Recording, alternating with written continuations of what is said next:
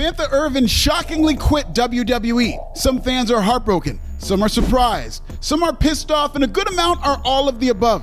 Not that she owes anybody anything. Once upon a time, Samantha Irvin could do no wrong. WWE ring announcers, especially the goated ones, have a long shelf life. After stamping her own unique brand on ring introductions like nobody before or since, Irvin became the voice of a new era of WWE. A Hotter Howard Finkel, a Jiggly Justin Roberts, a Lightskinned Lillian Garcia. But after just one tweet and 4 screenshots, Sam went ham, and her self-proclaimed heel turn set social media on fire. So how did one of the most popular ring announcers of all time become so polarizing on Twitter in just a few short days? Why did Samantha Irvin really quit WWE? And how is her online activity a poor reflection of Tony Khan and AEW?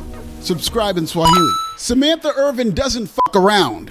The eldest of 6 siblings, Irvin grew up a fan of WWE, and her love for wrestling went hand in hand with her passion for performing. Irvin won a gold medal as part of New Bedford High School's jazz choir. After auditioning twice for American Idol, she landed on America's Got Talent. Her rendition of A Natural Woman by Aretha Franklin got a standing ovation, and she made it to the semifinals. Even more impressively, Irvin became one of the first women in history to meet Nick Cannon without getting pregnant. Irvin got her big break in WWE thanks to black wrestling godfather Mark Henry. Because if you're a black person in a major wrestling company, chances are Unc Henry had something to do with it. During the pandemic, I was tweeting and talking about wrestling, and Mark Henry came across some of my stuff and he started tweeting me. And it was really that random. Mark Henry has found so much talent. Almost immediately, Irvin endeared herself to the WWE fan base. WWE fans are loyal and appreciate every square inch of the product, not just the wrestlers. Non-wrestling figures like Jim Ross, Paul Bearer, Howard Finkel, Lillian Garcia, and even cameraman Stu are all part of WWE lore. But to become a favorite of WWE's fickle fan base means paying your dues and proving yourself. This can be particularly tough online, where unfiltered feedback can be brutal, especially against women. Winning over a wrestling fan base usually takes years, if ever, but Irvin was such a talent she did that almost immediately. Irvin's ring introductions were entertaining and served as almost an extension of WWE superstars' entrance music. Samantha seemed to enjoy entrances more than the wrestlers themselves. She was like the ring announcer version of being all in the videos, just like Mace. Irvin did the little things. She captured the energy and attitude of the talent she was introducing. Her sassy Valley Girl introduction of Chelsea Green told you everything you needed to know about Green before she stepped in the ring. She was so sassy, and I just loved it. And I just thought, she's not, Chelsea Green. Like, no, she's Chelsea Green. And it just... Her soft and sultry Ludwig Kaiser intro captured the pomposity of a heel who always had at least one arm behind his back. Gunther's ring intro was just violence. It was obvious that Samantha Irvin was too talented for that chair. WWE even used her for cameos, like when Cody Rhodes would ask her to reintroduce him before a promo. Or more memorably, when she kissed her real-life boyfriend Ricochet, causing him to get a second wind and make a lively comeback.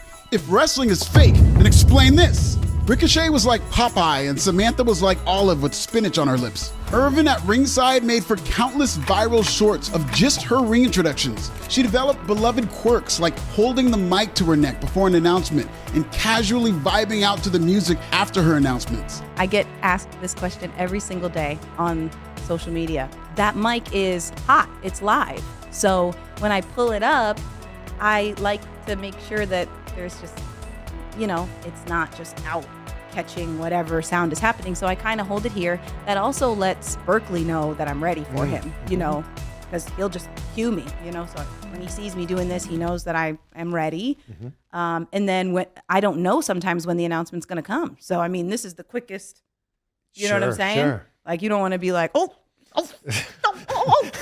For WWE and Irvin, it was love at first sight.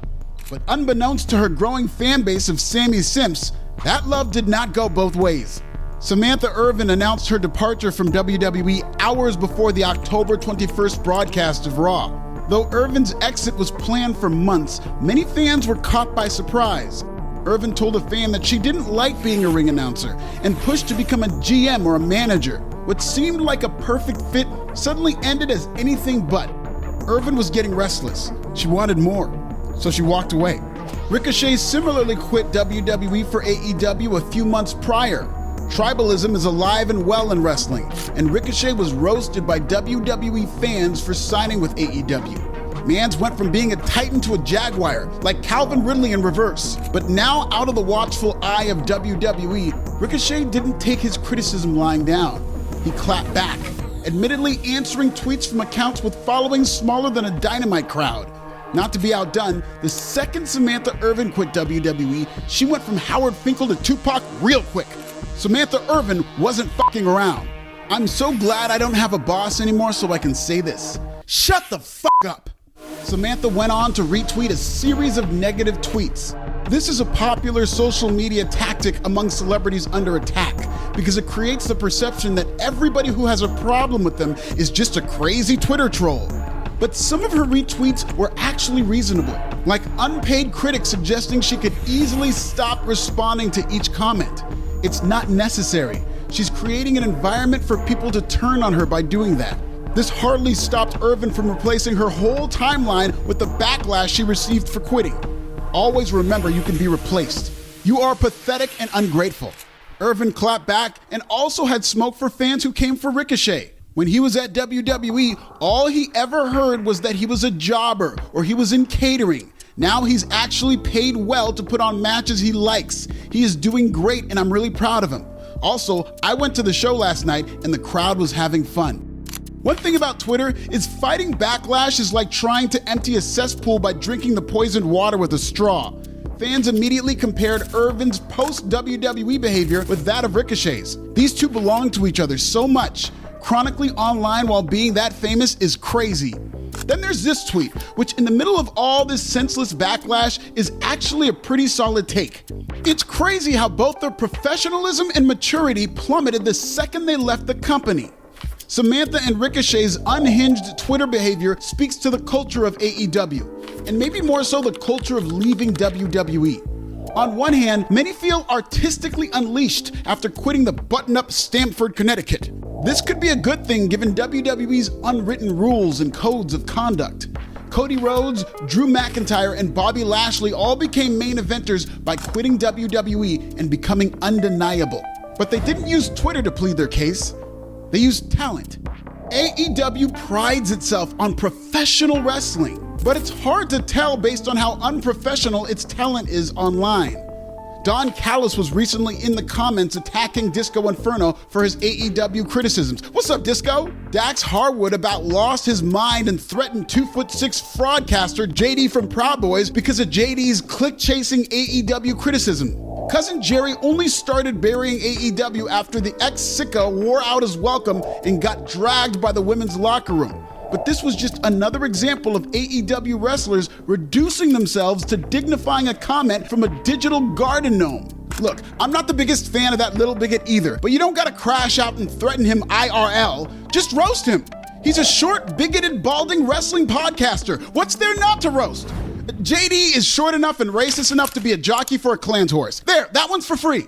Okay, fine, one more. Not a lot of people know what JD stands for, but I do. He stands so he can run through his doggy door. In WWE, the stars are trained to be above responding to trolls because, they're stars. They're held to a higher standard, expected to carry themselves as stars. I'm an independent creator and the most outspoken man in wrestling media, but y'all got to pay for that.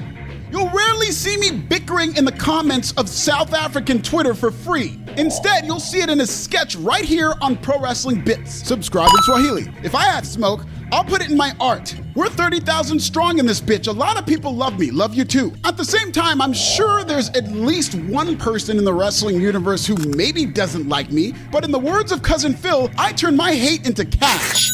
AEW talent, on the other hand, doesn't hesitate to jump into the bottom of Twitter like it's the public pool of pro wrestling. They're known to respond to every cross word said about them and Shad Khan's company. In doing so, they never come off like stars who are too big of a deal to engage with fan comments.